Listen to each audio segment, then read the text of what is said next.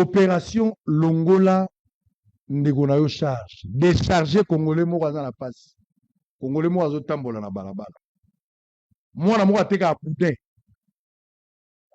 Azana mapa na kati, azana boudin, azana mwa beurre. Aotambola na balabala. Tata ya bato, mobali ya moto.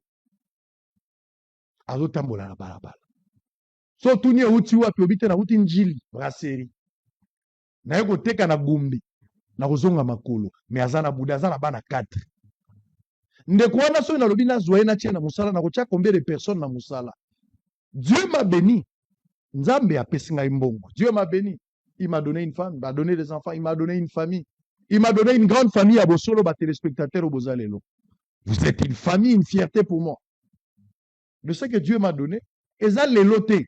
C'est toujours ma vie, ça a toujours été ma vie. Je dis, je dois vivre pour les autres. Et moi et mon épouse, nous avons décidé de fonder une fondation. Cette fondation, vivons pour les autres, ou vivre pour les autres. Il y a des fondations à Bissau. Et dans ce cadre de la fondation, nous sommes condamnés. Pour la Bissau, la condamnation, nous sommes obligés. Et la recommandation divine, un principe sacro-saint. Nous devons vivre pour les autres. Nul n'a le droit de vivre heureux seul, alors que tu es entouré par des personnes qui vont souffrir. Il faut partager avec les autres. Nazana makoki ya kokabola na batunyo sauté, mais le peur nazana ngo, je dois rendre mon entourage heureux.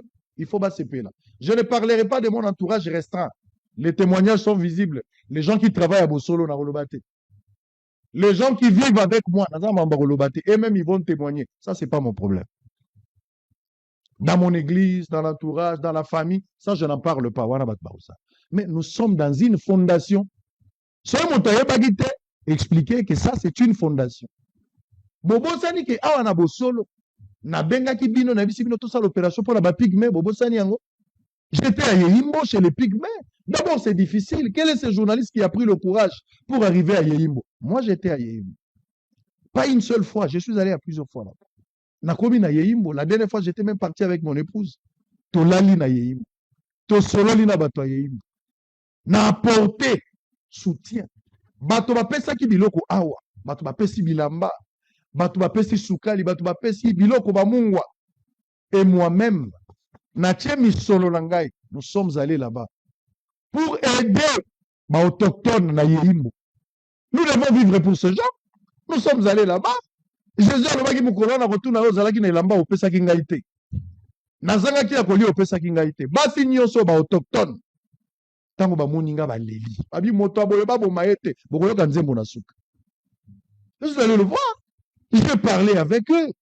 Na lali na bango na lié na bango. Na apporté bango soutien, bazui sourire.